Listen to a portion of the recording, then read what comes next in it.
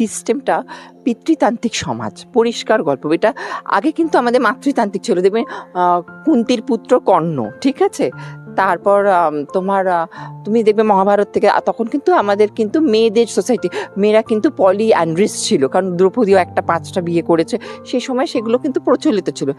এইবার এখানে একটা কি হয়, আমাদের সমাজে মেয়েদেরকে সবসময় আমরা কি করে দাবিয়ে রাখার চেষ্টা করে, কারণ একটা মেয়ের যৌন ক্ষুধা কিন্তু একটা ছেলের থেকে অনেক বেশি, এটা কিন্তু বুঝতে হবে।